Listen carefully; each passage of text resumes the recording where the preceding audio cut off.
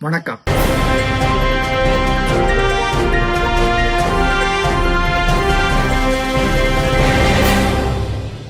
(2026) சட்டமன்ற தேர்தல் தமிழ்நாட்டில் மிகப்பெரிய ஒரு எதிர்பார்ப்பை உண்டாக்கியிருக்கிறது.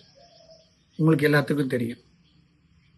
இப்போ காட்சி ஊடகத்தில் எடுத்தாலும் சரி, அச்சு ஊடகத்தில் எடுத்தாலும் சரி, சமூக ஊடகங்களை எடுத்தாலும் சரி, பேப்பர் எடுத்தாலும் சரி, ஒரு டீ கடைக்கு போனாலும் சரி, ஒரு சண்டை கடைக்கு போனாலும் சரி, ஒரு பஸ்ல உட்கார்ந்தாலும் சரி, ஒரு ட்ரெயின்ல இருந்தாலும் சரி, அல்லது ஒரு 10 பேர் ஒரு தெருவில் கூடினாலும் சரி, அது பேசும் பொருள் தமிழக சட்டமன்ற தேர்தல் 2026 எந்த கட்சிக்கு சாதகம், எந்த கட்சி ஆட்சிக்கு வரப்போகுது, எந்த கூட்டணி பலமான கூட்டணி, எத்தனை முனை போட்டி, இருமுனை போட்டியா, 3 முனை போட்டியா, அல்லது 4 முனை போட்டியா, அதிகாரம் ஆண்ட திராவிட கட்சிகள் திமுகவும் கூட்டணியா, அல்லது அதிமுக பாஜக கூட்டணி வரப்போதா, இல்ல புதிதாக வந்திருக்கின்ற தமிழக வெற்றி கழகம் அபரிதமான பொதுமக்களுடைய பேராதரவை பெற்று பொதுமக்களே தமிழக வெற்றி கழகம் தான் வர வேண்டும் என்று தமிழக வெற்றி கழகத்தினுடைய தலைவர் விஜய் அவர்களை ஆறத் தழுவி அரவணைத்து ஆட்சி பீடத்தில் அமர வைக்க வேண்டும் என்று விரும்புகின்ற அந்த காட்சியையும் அந்த பேச்சையும் களத்தில் இருக்கின்ற என் போன்ற அரசியல்வாதிகளுக்கு காது கொடுத்து கேட்க முடிகிறது, பார்க்க முடிகிறது. இப்பேற்பட்ட சூழலில் காட்சி ஊடகங்களும் அச்சு ஊடகங்களும் அரசியல் விமர்சகர்களும் பெரும்பாலானவர்கள் ஒரு நெரேட்டிவை செட் பண்ணி தமிழகத்தில் திராவிட முன்னேற்ற கழக கட்சியுடைய கூட்டணி அணிதான் மீண்டும் ஆட்சியை அமைக்கப் போகிறது என்ற ஒரு பிம்பத்தை ஏற்படுத்துகின்றார்கள். அந்த பிம்பத்தின் வாயிலாக பல்வேறு பிரச்சாரங்களை அவர் செய்து வருகிறார்கள். அது தப்பு இல்லை. ஏன்னா அரசியல் கட்சிகள் எல்லாம் ஒரு ஆட்டக்காரர்கள். அவர்களை எதிர்த்துத்தான் நாம் பிரச்சாரம் செய்ய வேண்டும், கருத்துக்களை சொல்ல வேண்டும், மக்களை சந்திக்க வேண்டும், வாக்காளர்களை சந்திக்க வேண்டும். அந்த வாக்காளரிடத்தில் அந்தந்த கட்சிகளுடைய கொள்கை என்ன, கோட்பாடு என்ன, திட்டங்கள் என்ன என்று சொல்ல வேண்டும். இதுவரைக்கும் ஆண்ட கட்சிகளும் ஆளுகின்ற கட்சிகளும் மக்களுக்கு என்னென்ன செய்திருக்கோம், நம்ம கொடுத்த வாக்குறுதிகள் என்ன, நம்ம கொடுத்த வாக்குறுதிகளை நிறைவேற்றிட்டோமா, அதிலும் குறிப்பாக ஆளுகின்ற கட்சி 505 வாக்குறுதிகளை கொடுத்திருக்கு. இந்த வாக்குறுதிகள்லாம் நிறைவேற்றிட்டோமா, நிறைவேற்றிட்டீங்களா அப்படின்னு மக்கள் கேட்பாங்க.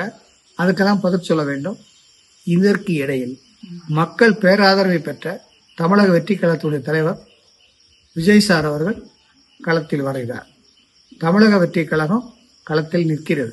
இதில் என்ன வேடிக்கை அப்படின்னா, நானும் 1991 தேர்தலிருந்து இது வரைக்கும் எல்லா சட்டமன்ற தேர்தலையும் நாடாளுமன்ற தேர்தலையும் பார்த்துருக்கேன். ஸோ என்ன இருக்கும் அப்படின்னா, இன்னைக்கு ஒரு கூட்டணி ஸ்ட்ராங்கா இருக்கிற மாதிரி ஒரு அலை அடிக்கும்.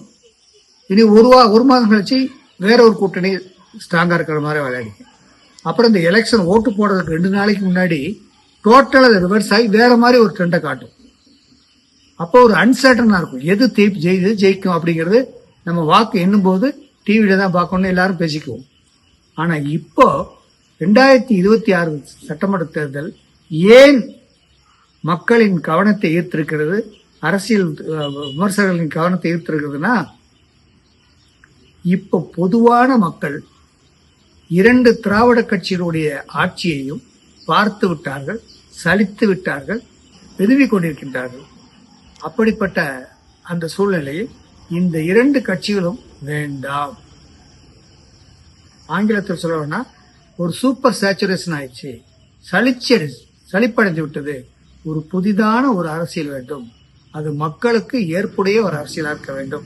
மக்கள் அதை ஏற்றுக்கொள்ளக்கூடிய தக்க வகையில் அந்த அரசியல் கட்சி தலைவரும் இருக்க வேண்டும், அந்த அரசியல் கட்சியும் இருக்க வேண்டும். அந்த அரசியல் கட்சி மக்களுக்காக நல்லதை செய்யும் என்று ஒரு நம்பிக்கையை மக்கள் மனதில் பார்த்த மாத்திரத்திலே இருக்க வேண்டும் என்று மக்கள் விரும்புகிறார்கள். இதற்கு முக்கிய காரணம், இப்பொழுது வாக்காளர்கள், பெரும்பாலான வாக்காளர்கள், இளைஞர்கள் முதல் அதிலும் குறிப்பாக பெண்கள் எல்லாம் அரசியலை அக்கு வேறு ஆணி வேறாக பிரித்து பார்த்து தினமும் தெரிந்து கொண்டிருக்கின்றார்கள். ஒவ்வொரு அரசியல் கட்சிகளுடைய கூட்டணி கட்சிகளும் எவ்வாறு நடந்திருக்கின்றன, எவ்வாறு பொதுமக்கள் மேல் அவர்களுக்கு அக்கறை இருக்கிறது, பொதுமக்களுடைய குறைகளை அவர்கள் தீர்ப்பதற்கு என்னென்ன காரியங்களை செய்கிறார்கள் அப்படின்னு பார்த்துக்கிட்டே இருக்காங்க. அதனால இந்த பொதுமக்களுக்கு அரசியல் கட்சிகள் செய்து கொண்டிருக்கின்ற நிலைப்பாடுகளை உன்னிப்பாக கவனித்து வந்து அதை உள்வாங்கிக் கொண்டு அவர்கள் அதிருப்தியில் இருக்கிறார்கள். அவர்கள் புரிந்து கொண்டு விட்டார்கள். இதுக்கு உதாரணம் 4700 கோடி ரூபாய் மணல் கொள்ளை திராவிட முன்னேற்ற கழக ஆட்சியில் சொல்லி அமலாக்கத்துறை அதிகாரப்பூர்வமாக பத்திரிகையில் செய்தி வந்தது. இப்போ ஒரு 7-8 மாசம் ஆச்சு. இதுவரைக்கும் என்ன நடவடிக்கைன்னே தெரியல. இதே ஒரு சாதாரண மனிதன் ஒரு சின்ன ஒரு 1000-2000 ரூபாய்க்கு தவறு நடந்திருந்தால் அவனை அலக்கழிச்சிருப்பாங்க.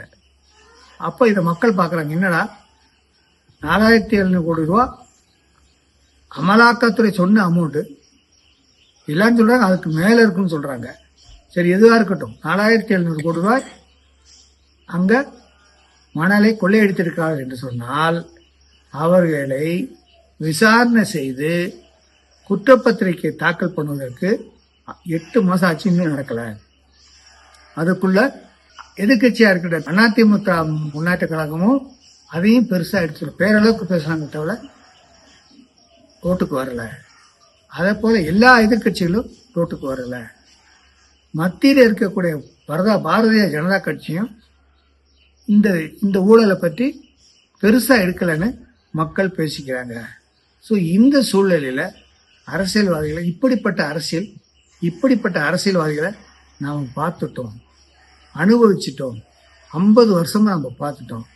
இனி ஒரு புதிய மாற்றத்திற்கான அரசியலை நம்ம தேடணும். அந்த தேடல்ல பொதுமக்களும் வாக்காளர் இருக்கிறார்கள். அந்த தேடல் தான் தமிழக வெற்றி கழகம். அந்த தேடுகின்ற தலைவர் தான் தமிழக வெற்றி கழகத்தினுடைய தலைவர் தளபதி விஜய் சார் அவர்கள். ஏன் அப்படி சொல்றேன்னா, அவரு எல்லாத்தையும் திறந்து விட்டு 33 வருஷமா எனக்காக மக்கள் எனக்கு சப்போர்ட் பண்ணீங்க, என்னுடைய முன்னேற்றத்திற்காகவும் என்னுடைய உயர்வுக்காகவும் நீங்க எனக்கு துணையா இருந்தீங்க, ஏன் பின்னாடி நின்னீங்க, எனக்காக முன்னாடி வந்து நின்னீங்க. இனி எஞ்சியுள்ள காலத்தில் உங்களுக்காக யாரு என்னுடைய 33 வருஷம் எனக்காக நின்னீங்களோ உங்களுக்காக இனி நான் உங்கள் பின்னாடி உங்களுக்காக நிக்கிறேன்னு சொல்லி தமிழக வெற்றி கழகத்தை ஆரம்பித்து ஏறக்குறைய 2 வருஷம் ஆகிவிட்டது. ஆகையினால இந்த 26 தேர்தலில் தமிழக வெற்றி கழகம் தான் ஆட்சி அமைக்க வேண்டும் என்று கட்சி சாராத நபர்களும் பல்வேறு கட்சியை சார்ந்த நபர்களும் பொதுமக்களும் பெண்களும் இளைஞர்களும் முதியவர்களும் விரும்புகிறார்கள். ஆகவே வருகின்ற சட்டமன்ற தேர்தல் 26 வித்தியாசமான தேர்தலாக இருக்கும், விறுவிறுப்பான தேர்தலாக இருக்கும். ஓட்டு எண்ணும் போது மக்கள் தராசுல போட்டு நிறுத்து கரெக்டான முடிவை தமிழக வெற்றி கழகத்திற்கு வெற்றியை தேடித் தருவார்கள் என்பதுதான் இன்றைய நிலவரப்படி களத்தில் நிலவுகின்ற அரசியல் சூழ்நிலை. பார்ப்போம், பொறுப்போம். 2026 தேர்தல் முடிந்து வாக்குகளை எண்ணும் போது நாம் இப்போ பேசின இந்த விஷயங்கள் வாக்காகவும் ஓட்டாகவும் மாறுகிறதா என்பதை நாம் பார்ப்போம். மாற வேண்டும். தமிழக வெற்றி கழகம் ஆட்சி அமைக்க வேண்டும், ஆட்சி அமைக்கும் என்ற நம்பிக்கையோடு மக்கள் எப்படி இருக்கிறார்களோ அதோடு நாமும் இருப்போம். நன்றி, வணக்கம்.